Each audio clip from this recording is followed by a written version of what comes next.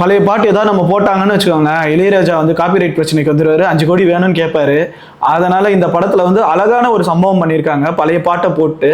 இதை பார்த்துட்டு வர சங்கதிகள் வந்து அவங்க படத்துல வந்து இதே மாதிரி ட்ரெண்டை வச்சு கண்டிப்பா படத்தை ஹிட் கொடுப்பாங்கன்னு நினைக்கிறேன். இந்த படத்தை பார்த்து ஃபாலோ பண்ணிக்கோங்க. Hello viewers, welcome to Tilak talks. இந்த வாரம் நம்ம கேங்கஸ் மூவி ரிவ்யூ தான் பார்க்க போறோம். நம்ம வடிவேல் அண்ட் சுந்தர் சி நடிச்சு வெளில வந்திருக்க படம். இது வந்து ஒரு மணி ஹைஸ்ட் மாதிரியான படம், நெட்ஃபிளிக்ஸ் சீரிஸ் மாதிரி. என்ன அப்படின்னு பார்த்தீங்கன்னா, ஒரு 100 கோடி ரூபாய் நம்ம சுந்தர் சி வந்து வடிவேல் அண்ட் ஒரு கேங்கை சேர்த்துட்டு கொள்ளையடிக்க போறாரு. அதனால தான் இந்த படம் பேர் கேங்கஸ். ஸோ அவர் ஏன் இந்த பணத்தை கொள்ளையடிக்கிறாரு, எதுக்காக கொள்ளையடிக்கிறாரு, அதுக்கு பின்னாடி என்ன இருக்கு அப்படின்றதுல தான் இந்த படத்தோட கதை. ஸோ படம் எப்படி இருந்துச்சுன்னு கேட்டிங்கன்னா, ஓவரால் பார்த்தீங்கன்னா வந்து இது ஒரு நல்ல ஒரு என்டர்டெயின்மெண்ட் மூவி தான். ஒரு போர் அடிக்காம ஒரு ஃபன்ஃபில்டு எலமெண்ட்டாக போகுது. ஸோ ஃபர்ஸ்ட் ஹாஃப் வந்து கொஞ்சம் ஸ்லோவாக தான் இருந்துச்சு, பட் செகண்ட் ஹாஃப் வந்து நல்லா ஃபாஸ்ட்டாக போச்சு. அண்ட் சுந்தர் சியோட படம்னாலே தெரியும்ல, எப்படியும் வந்து லாஜிக் இருக்காது, பட் ஃபன்ஃபில்டு எலமெண்ட்ஸ் இருக்கும் அண்ட் ஒரு சென்டிமெண்ட் இருக்கும் அண்ட் ஒரு மெசேஜ் சொல்லுவார். ஸோ இதுலேயும் பார்த்தீங்கன்னா ஒரு ஸ்கூல்லலாம் என்ன மாதிரியான தப்பு நடக்குதுன்றத ஒரு சின்ன ஒரு மெசேஜாகவும், அதுக்கப்புறம் துரோகம், அதுக்கு பழி வாங்குறது, இதெல்லாம் தான் இந்த படத்தோட ஒரு தீமாக வச்சு ஒரு ஃபுல் என்டர்டைன்மெண்ட் பேக்காக எடுத்துகிட்டு போயிருக்காரு. ஸோ படத்தை பார்க்கலாமா வேணாமான்னு கேட்டால் கண்டிப்பாக ஒரு தடவை பார்க்கலாம், டைம் பாஸ்க்காக என்ஜாய் பண்ணலாம். அண்ட் வடிவேலோட ஆக்டிங் பார்த்தீங்கன்னா ஃபர்ஸ்ட் ஹாஃப் கொஞ்சம் ஸ்லோவாக தான் இருந்துச்சு, பெருசாக இல்லை, பட் செகண்ட் ஹாஃப் வந்து விறுவிறுன்னு போயிடுச்சு அவரோட ஆக்டிங்கில்.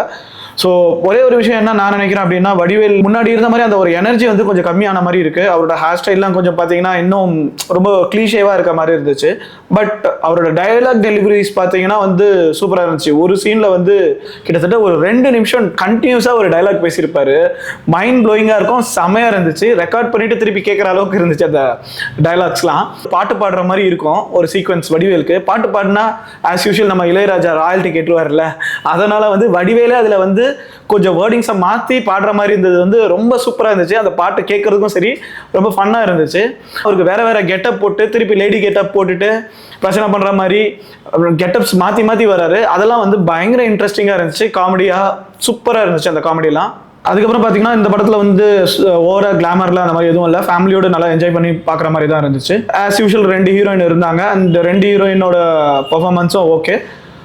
மற்ற கேரக்டர்ஸ்லாம் யாரும் வந்து சொல்கிற மாதிரி இல்லை. So out and out Sundar C and Vadivel தான். ஸோ வடிவேலுக்கு பயங்கரமான கெட்டப்ஸ்லாம் போட்டு தான் படத்தை எப்படியோ ஓட்டிட்டாங்க. படத்தில் ஆக்ஷன்ஸ்லாம் பார்த்தீங்கன்னா பயங்கரமாகவே நல்லாவே இருந்துச்சு. அந்த பிஜிஎம் வந்து மேட்ச் பண்ணி நல்லா எடுத்துருந்தாங்க. கொஞ்சம் லாஜிக்ஸ் இல்லை, அது ஓகே.